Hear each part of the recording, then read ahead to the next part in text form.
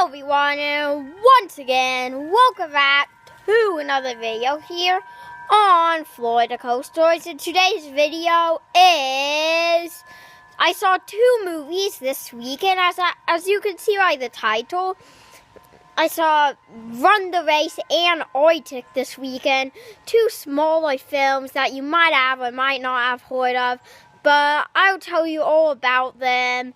And yeah, so anyways, let's just get right into the video. First off, I do Run the Race, because I saw that one on Friday and Oitik on Saturday. So yeah, so anyways, Friday after school I went to go see Run the Race with my mom and my brother. My brother invited one of his friends to go with us.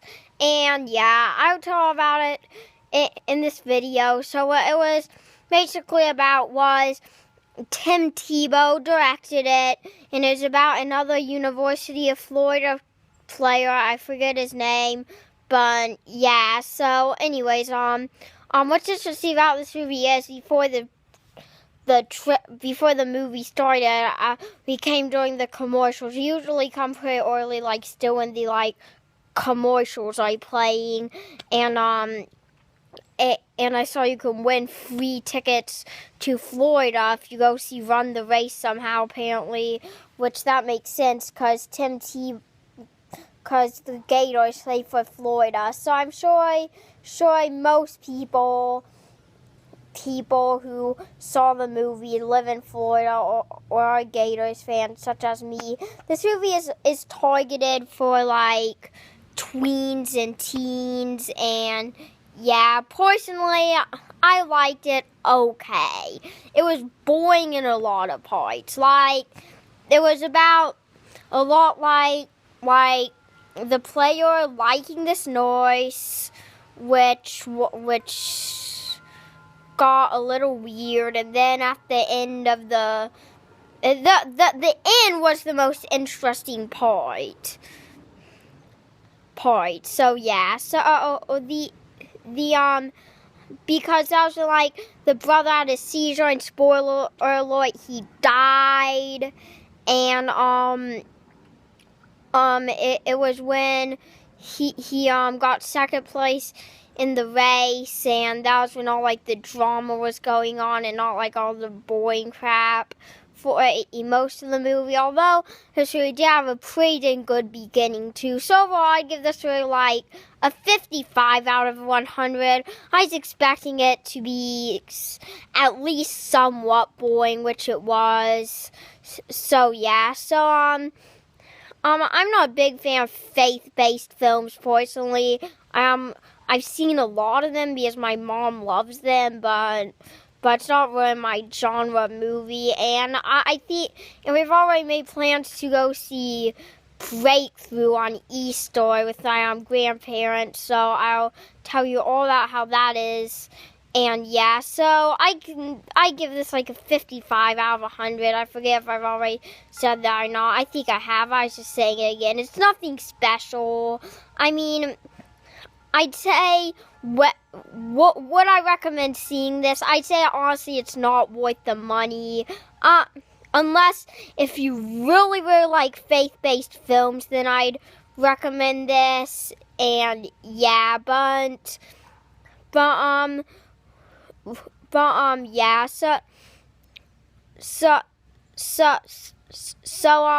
but overall, I'd say watch this movie eventually, but don't be rushy to go see it on the big screen or nothing, cause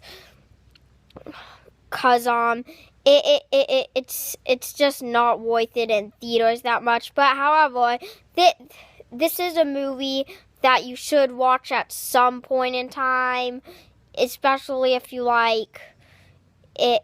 If you really like Tim Tebow, then yeah, So anyways, next up is Oitik. Now I preferred this one a lot more than Run the Race, I've got to admit. This one was very, very interesting, totally kept my attention pretty much throughout the film. I love both this and Castaway, which I saw a couple of years ago, and yeah. So I just really like survival movies myself, and I was certainly glad I saw Oitik. It's a little weird seeing this one in theaters. It's my very first time pretty much ever going. I watched A Quiet Place and Castaway, of course, but yeah. But this is pretty much my first time ever going to the theater and watching a movie with hardly any talking in it. But it was still very, very interesting, and it was quite fun to predict what was going to happen along the way. And I'm not going to spoil hardly any of this movie for you at all. Just go see it for yourself, especially if you love survival movies like me. So yeah.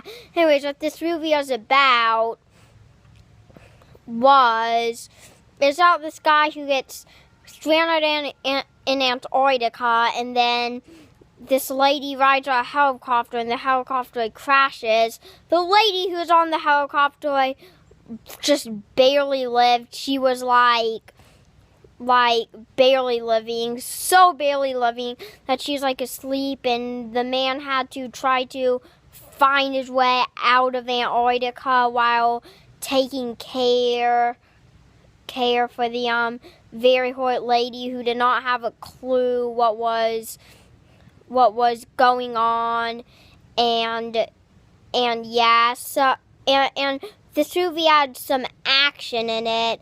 There's this one scene where a polar bear tried to get in the fort, but then this man started spraying fire everywhere, which got the polar bear away, which that was one of my favorite scenes in the movie, honestly. And overall, while Arctic is a limited release, I guess, it's just see at the nearest theater near you. It truly is worth it. And overall, I give this one an 85 out of 100. The reviews did... I do agree with the reviews for this movie, and yeah, so I doubt that you guys have seen either of these movies, because again, they're both smaller films, but just in case, let me know in the comments down below if you have seen both of them, which I'm highly doubt you have, which one you like better. And yeah, so I'm seeing Captain Marvel in a couple of weekends, opening weekend, March the 8th. That night, and I cannot wait. So I definitely make sure to do a review of that. And yeah, so anyways, make sure to like, comment, and subscribe, and see